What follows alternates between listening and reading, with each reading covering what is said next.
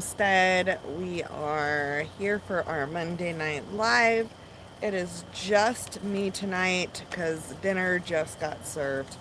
Um, but I had this um, scheduled, so I wanted to be on here. So if you're new here, we do lives on Monday afternoons, and then I do videos on Wednesdays and Fridays for the time being. We are newly moved to Arkansas from Northern California, so we're still trying to get our footing. We're sharing a home with my best friend and her family, and so it's balancing schedules and balancing space and all of the things. So right now Monday Night Lives is working great, and then 2 videos a week. And then I also have a blog and a website, the Padilla Family Homestead.com. I'm on Instagram, and I post a little bit on Facebook, not a ton. But I wanted to jump on and do the live. It's not going to be a very long one. But I wanted to hop on and talk to you guys. So I've had a few questions on a couple of things. The main one was I made a comment about ants in the bed and why I didn't want ants in the bed. That was one of the questions. So this is a preference, and it also depends on what type of ants that you have. So for some reason here, I have seen an amazing number of variety of ants. There's really tiny ones like I'm used to seeing in California. They're like super tiny and they get into everything. Then there's like ants literally like that long that are big and black. There's red ants, there's fire ants, there's so many different type of ants here. I don't know. My friend says she has every type, so I don't know. I haven't done the research on them yet. So certain ants don't usually bug your crops, and they can be good for aerating the soil and things like that. They can even help pollinate a little bit. So there's a couple of areas where they get dangerous in the garden, and why I kind of try to avoid them if they are causing problems. So the first reason is they affect the aphids. So they protect aphids. They will feed off of whatever the aphids leave behind. And then, so they're basically mining aphids. So they want the aphids to survive, and they feed off of whatever they leave behind. And so if you have a really strong aphid population, the ants kind of help them out, and your ants can be really strong. So I'm not super fond of that. I don't like it when I've had in the past where ants are pulling out, like they're taking pollen out of the zucchini flowers. And so sometimes they can pollinate the other one if they're going in and out, but most of the time they're taking what they're getting and bringing it back to their home.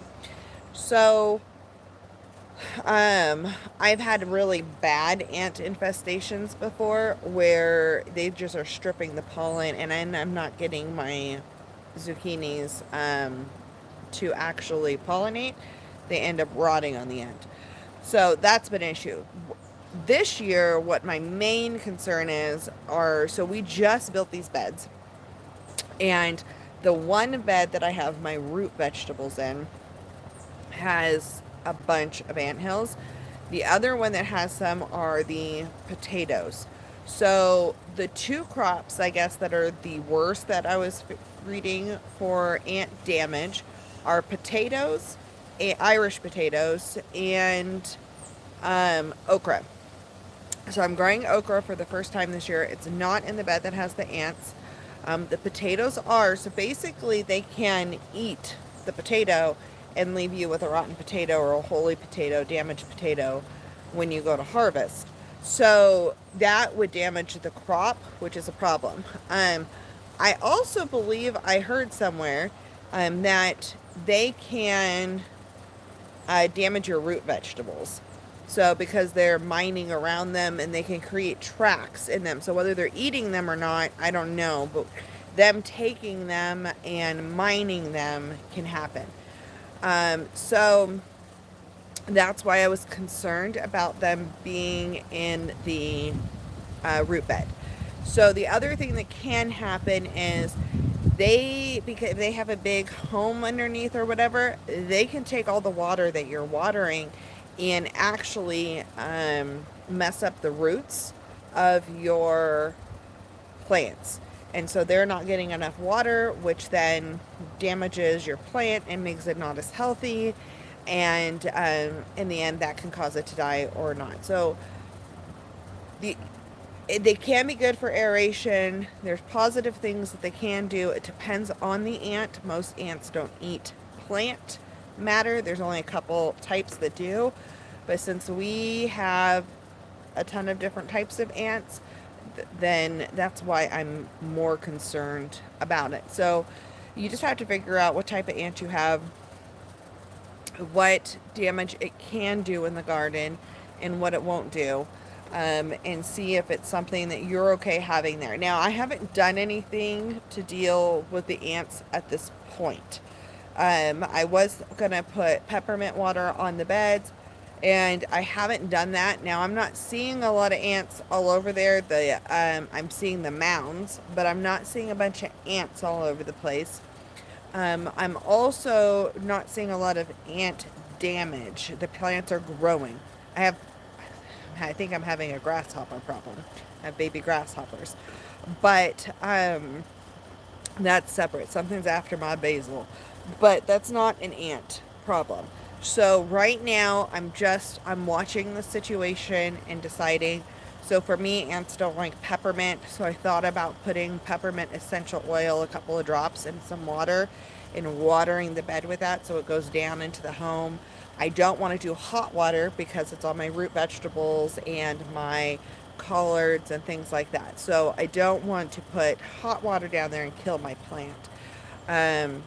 But I do want to make sure that we are paying attention to what we can do. The other thing I read is you could put diatomaceous earth down and it will end up messing up their skeletal system, whatever.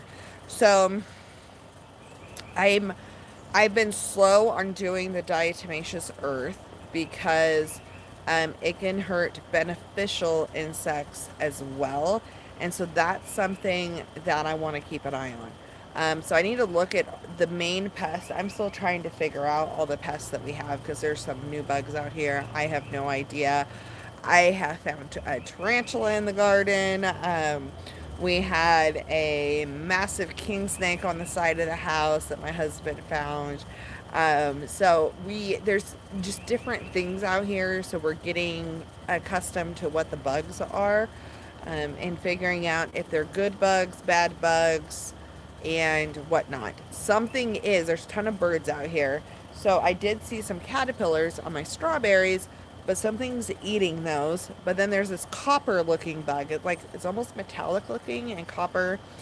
And I don't know what type of bug it is yet. I have a picture on my Instagram story of that. But I need to figure out if that's eating my plant or if it's eating the caterpillars that were eating my plant. So there's a few things we're still trying to figure out, but that's the answer to why I don't want ants in my bed. A few, not a big deal. A ton is not something I'm really thrilled about. Now we are using something this year that I've never used before. We both had mixed feelings on using it. Both my friend and I, but we decided to go ahead and do it and use it. And those are the stakes, the spikes that you twist in the ground and you turn on, and it sends vibrations into the ground. And that is supposed to deter moles, voles, gophers, snakes, anything that goes in the ground, because it doesn't like the vibration. It messes with them. They don't want to be around that. So we do have those out in the garden right now. We have them in the front and in the back. And I don't know if they're working or not working. We haven't had snakes where they are. But we've also there's been high activity there.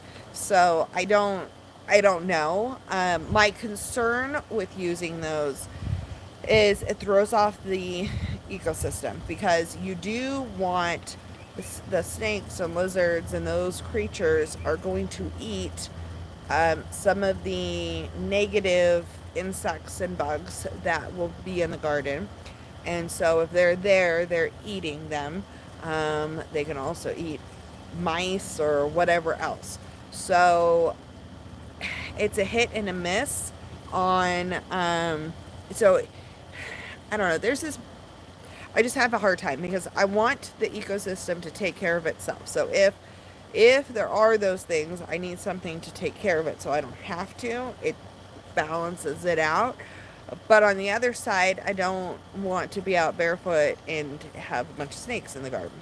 So it's hit and miss. So I don't know.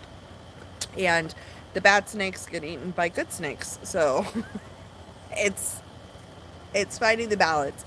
So you have to figure out what you want to do and what you don't want to do. I heard about those from another channel who used them one year, that when they were having really bad issues with, I think it was gophers, and it did help the situation. So they get gophers here pretty bad, and we didn't dig down and do like a wire underneath the beds or anything like that. So we thought this could be a good compromise for that, and then keep the snakes out. But we're just figuring it out. So if you have information on that, great. Feel free to share it in the comments. But that is something that we are currently doing. Now, I don't know if that vibration is affecting the ants. I would say no, it's not, because there's ants all over the garden beds. But there's not like a ton of ants coming out of those ant mounds. So I don't know if they like moved their home and they're just scavenging on top and they're not underground there. I don't know. They haven't been out that long. I'm not sure on the reasoning why certain things are happening the way they're happening. So I'm just kind of letting it go and watching and figuring things out. There has been a lot of work this week outside. So we have had about a week of no rain, and we still have another week of at least no rain. We're coming into a heat wave. So it's been warm. Today was kind of breezy, which was nice. But we have done a ton of work outside. You saw that I finished. If you missed it, there's a video up where we put up the trellising.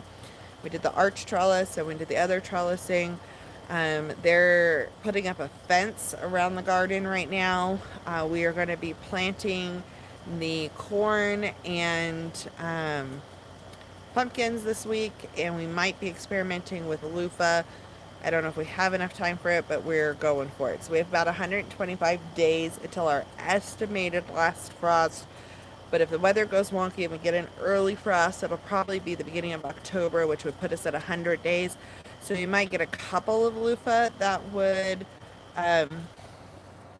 get full size and dry out, but I don't know for sure. We're just going to go for it and try it. And hopefully we early frost. So I'm just going to watch that forecast when the time is and pay attention to what's going on out there. Obviously for anything in the garden, but the loofah especially. So we are getting all prepped for that. We picked up our first Arkansas Azure standard order today, so I have a short video coming out on Wednesday about that, and what we got this order. I will say they do name placards here too. They do tiles where they write with a wipe-off marker everybody's names and how many boxes they're getting. It's very organized. The truck had already gotten there. They got there early, and so it got there, and then we unloaded it, and people were already starting to unload, and then it was over and done with quick. It's much smaller than the California one, but my California one, I want to say any given day, any given pickup, there's 99 people picking up, and then there's probably like 130 that were at that, like that, or assigned to that drop, but they didn't all show up every time. So this one's smaller, but it's not like super small. So, and the delivery fee wasn't bad. It was still, the things were all still worth it with the delivery fee. So I was able to bring my friend and her husband today, and my husband. We all went out there. So it was fun for them to get to see what I've been talking about, meeting us in my truck, picking up food, all that stuff. So we did that. I have been in the heat of the day, um, being inside, and I have been crocheting. I got a ton of yarn on clearance at Hobby Lobby. They had some alpaca, it's an alpaca blend, and it's kind of fuzzier yarn. And they were on sale for $1.24, $1.25, or something like that. So I got a bunch of different colors of that. So I've been making scarves and beanies, and trying to just, I gotta get my hands back into the crocheting mode. So I'm trying to get those busted out. We're coming up to July, and I am very big on, if I can, I want to home make gifts. So some of them will be Christmas gifts. Some of them are going to be for me because I'm going to need new scarves and beanies out here because it's going to be cold. So I'm just making things, and then I'll decide what they're going to be for later on. But I'm really enjoying this new yarn that I got, which is super fun. So, yeah, I've been really liking that. So Friday, we're going to do a garden tour, though. So I will be taking you out here. The fencing should be done. Hopefully, stuff will be planted out. And then next week, one of my videos will be on the solution I'm doing for planting on a slant. So next year I'm going to plant differently because I've been planting in my GreenStalk towers. So that's all I've done, like totes and container gardening. I've only ever done container gardening. And so this is my first time doing in beds, and I didn't think about the watering issue when you're planting beds on a slope. So when you're watering at the top, all your water rushes down to the bottom, which is fine. So I'm concentrating more at the top because all that water is going to settle at the bottom. But when it rains, it rushes to the bottom, and there's a lot of rain here. So I need to implement a solution, and I know the solution I'm going to implement. So I'm going to be recording that and showing that. And then we're planting our pumpkins on a slope as well. So I will be showing what we are doing to limit the runoff of water and to encourage the collection of water when it comes to the pumpkin patch area. And then we're going to be planting corn here in the very near future. So we should have enough days to have all these things. It'll be pushing it on some of it, but most of it will be good on. But everything's growing like crazy. I can actually flip this around really fast. Let's see. So every week I seem to be showing this. So they've taken out a ton of trees. It's going to look more open. There's fencing. You can start to see the fencing along here. They're bringing fencing up around, and then it's laid out right here. I don't know if you see my finger right there. So it's laid out all across here. And we're going to have a fence around to keep the cats and dogs out, and that big section of the yard will all be garden. So I'm really excited about that. The cats think these beds are like fun, new lounging beds or a jungle to play in. So it's kind of funny. Some of them already been like laying in the potatoes or doing this or doing that. So, yeah, but we got a lot of stuff done. It's looking good. We're super excited about it. And we are just trucking forward to the next things. I did put up the post this week. I didn't see any questions in it earlier when I looked. I was rushing out here to get on the live, and so I'm hoping I didn't miss any questions. If I did, I will put that in next week's video. But don't forget to pay attention to the community tab. Now, if you're new to YouTube or you don't know where the community tab is on YouTube, if you go to my channel page, you will see, you can see lives, videos, playlists. There's going to be a tab that says community, and you click on that, and that's where posts can go, just like an Instagram or Facebook post. That's where posts will be. Most of the time I'll have an image that says questions or topics or whatever. And that's where you can put that information in. I did have that question. What is a community tab? So that's what a community tab is, and that's where it is. You have to go to my YouTube page, and then you will see it. So hopefully that helps you if you don't know where that is. And then you can turn on the notifications for when I post, and you should get notified when I post in the community tab. I think you set your notifications however you want to, but if you turn that bell on that say anytime I go live or anytime I post, you're going to get alerted when I post a video and when I post in the community tab and when I go live, which is great. So that's all I have tonight. Those were my big topics that I wanted to touch on, kind of what we've been doing this week, what we've been up to, and what's coming up this next week on videos. And then answer the question about the ants in the garden and all of that stuff. So that's it. Thank you for watching, and thank you for joining, and we will talk to you next week on Monday's Live. But otherwise, stay tuned. We got fun videos coming up this week.